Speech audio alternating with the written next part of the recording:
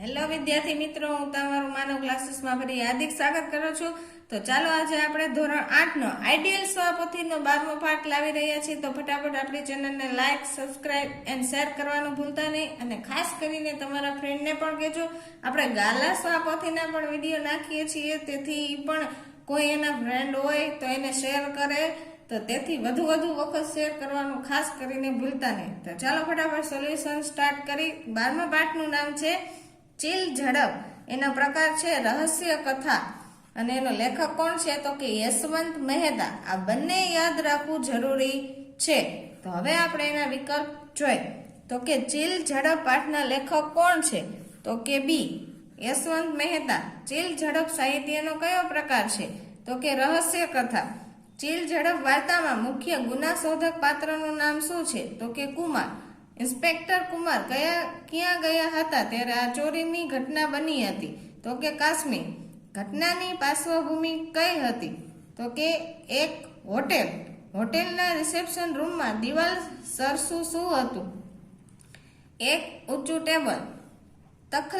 તખતમલ જૈન ક્યાંથી પેઢીનો sales manager હતો તો કે કલકત્તાથી.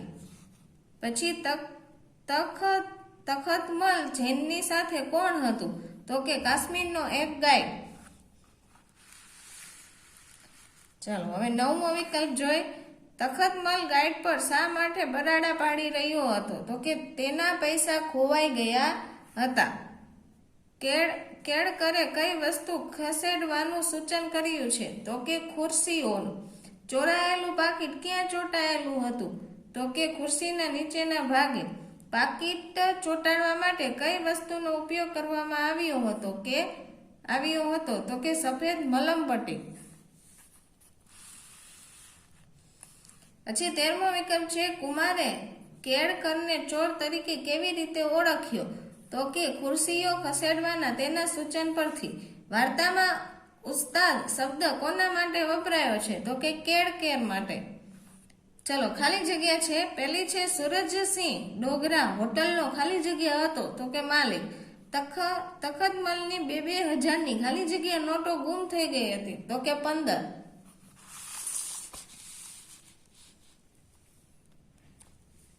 મિરાન્ડાને કાશ્મીરના પ્રખ્યાત ખાલી જગ્યા જોવાના જ રસ હતો બગીચા. તખતમલને પોતાના ખરાબ વર્તન માટે ખાલી જગ્યા થયો હતો પસ્તાવો. કેળકરે ખાલી જગ્યા કરી પાકીટ તફડાવી લીધું તો કે ચાલાકી. ઇન્સ્પેક્ટર કુમારે બધાની ખાલી જગ્યા તપાસ કરી તો કે ઝીણવટ ભરી. ઇન્સ્પેક્ટર કુમાર આગળ. કેળકરની કોઈ ખાલી જગ્યા ચાલી નહીં. યુક્તિ. કેટલાય નાટ્ય કલાકારો રંગભૂમિ ઉપર હતા તો કેટલાક ખાલી જગ્યા હતા તો કે પાછળ. હવે નીચે તમને એના ખરા ખોટા આપેલા છે, તેમાંથી જોઈને તમે લખી શકો છો.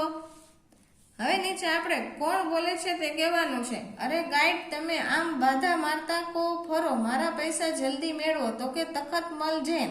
મિસ્ટર જૈન, આમ ગુસ્સે ન થાઓ, શાંતિ રાખો, એવું કોણ બોલે છે તો કે ગાઈડ. આવો સૌ અહીં બેસીએ અને આ મિનિસ્ટર જૈનની વાત સાંભળીએ તો કે સુરસિંહ. એમ રૂપિયા કરીએ, રૂપિયા થોડા જ મળી જવાના તો કે મિરાન્ડા. જુઓ શેઠ, અહીં બેઠેલા ચારમાંથી એક ગાઈડ પર તો તમને શંકા નથી જ ખરું ને તો એ કુમાર. હું નિર્દોષ છું તો કે મિરાન્ડા. આપણે આ ખુરશીનો બધી હતી તેમ મૂકી દઈએ કેળકર. ચાલો નીચે તમને વાર્તાના ક્રમમાં ગોઠવવાના છે. મેં લખી આપેલા છે, તમે જોઈ શકો છો અને લખી શકો છો.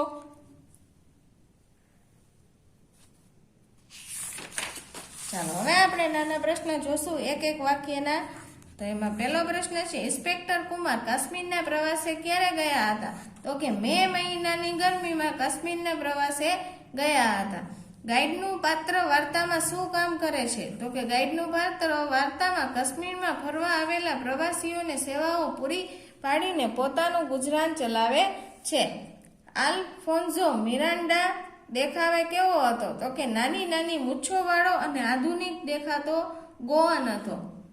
કેળકરના હાથ પર ખરેખર વાગ્યું હશે, બનાવટ કરી હશે તો કે બની શકે કે કેળકરના હાથ પર કંઈ ન વાગ્યું હોય અને બનાવટ કરી હોય.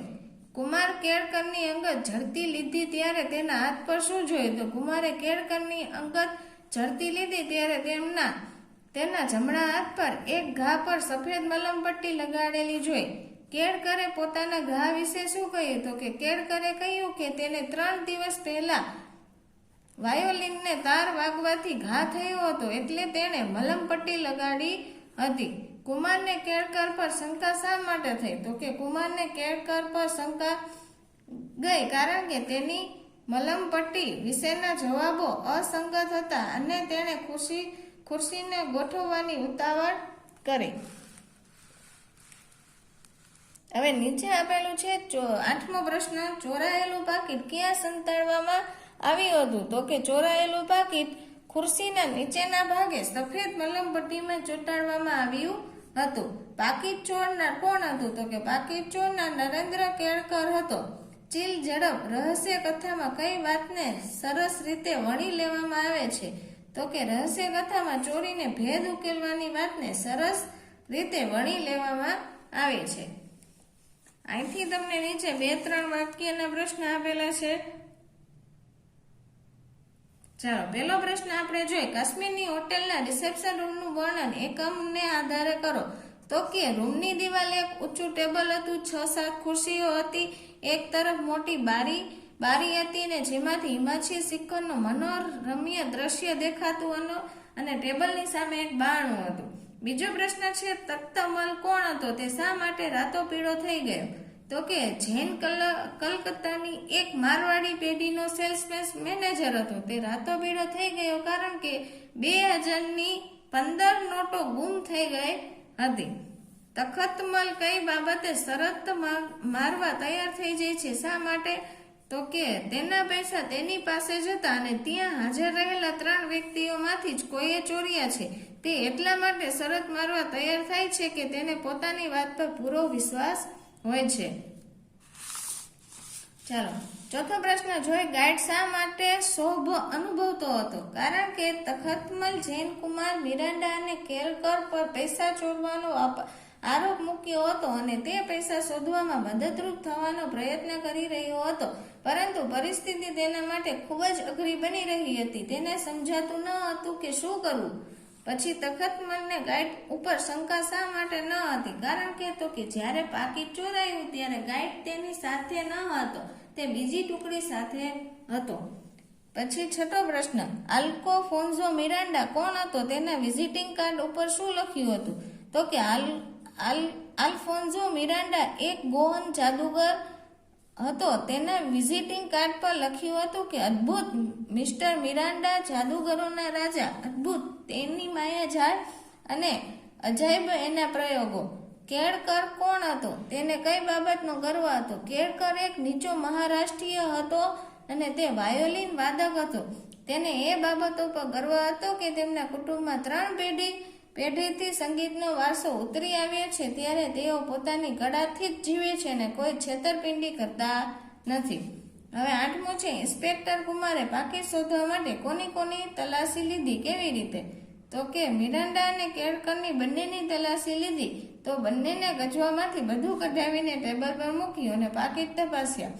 મિરાન્ડાનો કોટ ઉતારીને ઝીણવટથી તપાસ્યો. નરેન્દ્રના પહેરણની બાયો ઉતારીને તપાસી. ચલો, 9મો પ્રશ્ન છે, સુરજસિંહ ડોંગરાએ કાશ્મીરની પોલીસને શા માટે બોલાવી હશે? તો કે સુરજસિંહ ડોંગરા હોટલનો માલિક હતો. હોટલમાં ચોરી થઈ હતી અને કુમારે ચોક્કસ વ્યક્તિને ચોર તરીકે ઓળખી કાઢ્યો હતો. સુરજસિંહે કાયદેસરની કાર્યવાહી કરવા અને ચોરોને પકડવા માટે પોલીસને બોલાવી જરૂરી નથી. રહસ્ય કથાને આધારે કાશ્મીરની કોઈ પણ 2 વિશેષતાઓ જણાવો. પહેલી છે, કાશ્મીરમાં સુંદર બરફથી ઢંકાયેલા શિખરો આવેલા છે અને કાશ્મીરમાં પ્રખ્યાત બગીચાઓ જે પ્રવાસીઓ માટે આકર્ષણનું કેન્દ્ર છે. રહસ્ય કથામાં કયા મુખ્ય પાત્રો મહત્વની ભૂમિકા ભજવે છે? તો કે તખ્તમલ જૈન, ગાઈડ, કુમાર, નરેન્દ્ર કેળકર, આલ્ફોન્સો મિરાન્ડા અને હોટેલના માલિક અને સુરેશસિંહ ડોગરા. ચલો, 12મો પ્રશ્ન છે, આ રહસ્ય કથાનું શીર્ષક ચીલ ઝડપ શા માટે રાખવામાં આવ્યું છે? તો કે રાખવામાં આવી એટલા માટે કે આવ્યું છે કે વાર્તામાં ચોરીની ઘટના ખૂબ જ ઝડપથી અને ચાલાકીથી કરવામાં આવી હતી. જેમ ચીલ પક્ષી એકદમ ઝડપથી ને ઉપાડી જાય છે તેમ અહીં ચારે પણ ખૂબ જ ઝડપથી પાકીટ ચોર્યું અને સંતાડી દીધું. ચાલો નીચે ટૂંકમાં ઉત્તર તમને આપેલા છે, એમાં કાંઈ નથી, જે વાર્તા છે તેના ઉપરથી તમારે લખવાનું છે. ઉપર આપણે ટૂંકમાં ઉત્તર જોયા તો એમાં પણ આવેલું જ છે ઘણી બધી વસ્તુ, એ જ તમારે અહીંયા લખવાનું છે.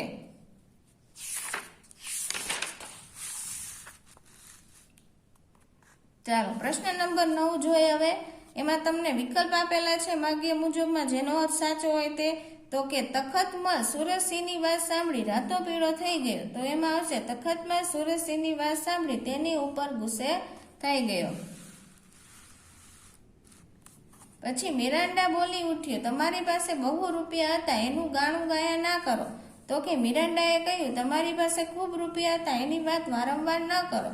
પછી ઇન્સ્પેક્ટર કુમારે વાતનો દોર પોતાના હાથમાં લીધો. તો કે ઇન્સ્પેક્ટર કુમારે ચર્ચાનો વિષય પોતાના હાથમાં લીધો.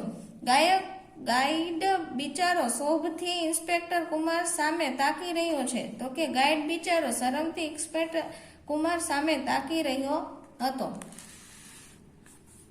કેળકરે કુમારની વાતમાં સૂર પુરાવ્યો. તો કે કેળકરે કુમારની વાતને ટેકો આપ્યો. બી આવશે. ચાલો નીચે તમને ખાલી જગ્યા આપી છે, અર્થ આ રીતે તમે જોઈને લખી શકો છો. આ બાજુ પણ છે હજી 4 ખાલી જગ્યા, અને એની નીચે તમને આપેલા છે શબ્દોનો અર્થ, વાક્ય ધરાવતા હોય તેના ઉપર રાઈટ કરેલું છે. પછી નીચે તમને એની નીચે આપેલું છે કે ઉદાહરણ મુજબના વધુ શબ્દો અને વાક્ય લખવાના છે.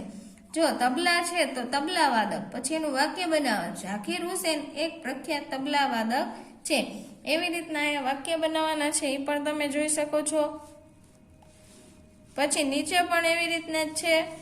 અરે નીચે પ્રશ્ન નંબર 5માં છે એવું કે ઉદાહરણ પ્રમાણે આપેલા શબ્દનો અર્થ આપીને વાક્ય બનાવો. તો કે માયાજાળ, તો કે માયા દ્વારા ઊભી થતી જંજાળ. અને પછી એનું વાક્ય બનાવ્યું, જાદુગર પોતાની માયાજાળથી લોકોને મંત્રમુગ્ધ કરી દે છે. પછી જો આ રહ્યું હિમાચ્છાદિત, તો કે બરફથી ઢંકાયેલું. એટલે વાક્ય બનાવ્યું, કાશ્મીરમાં હિમાચ્છાદિત પર્વતોનું દ્રશ્ય ખૂબ જ સુંદર છે. એવી રીતના બધા વાક્ય બનાવવાના છે.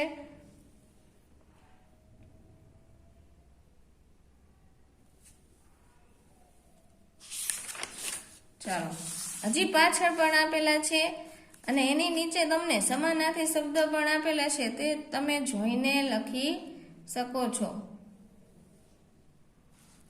2 લખેલા હોય તો તમે 1 પણ પરીક્ષામાં લખી શકો છો. જો 2 સમાનાર્થી પૂછે તો 2 લખવા પડે. પછી છે વિરુદ્ધાર્થી શબ્દ, પછી એની નીચે છે જોડણી સુધારો, અને નીચે છે શબ્દ ક્રોસ ક્રમમાં ગોઠવો. પછી છે ધ્વનિ છૂટી પાડીને લખો.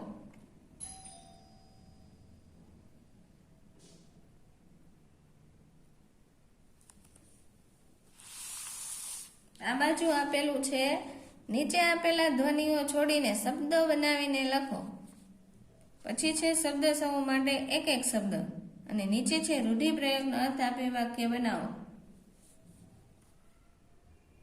રૂઢિપ્રયોગમાં અર્થ જે હોય તે ફરજિયાત તમારે લખવો પડે. વાક્ય તમારી રીતે ચાલી શકે છે.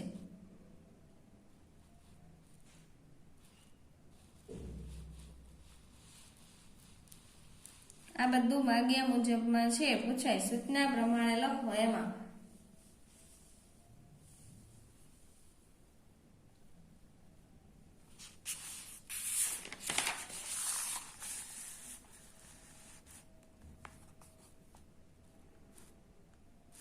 નીચે તમને આપેલા સંવાદને આગળ વધારીને તમારી નોટબુકમાં લખવાનો છે. ડાયલોગની રીતે લખવાનું છે, વાર્તાઓ એ રીતે. પછી નીચે છે વિઝિટિંગ કાર્ડને આધારે પ્રશ્નો બનાવીને લખો. તે પણ મેં અહીંયા લખી આપેલા છે. ચાલો તો આ વિડીયોને આપણે અહીંયા વિરામ આપશું. તો ફટાફટ અમારી ચેનલને વધુ વખત શેર કરવાનું તો ભૂલવાનું જ નથી, પણ લાઈક એન્ડ સબસ્ક્રાઈબ કરવાનું પણ ભૂલવાનું નથી.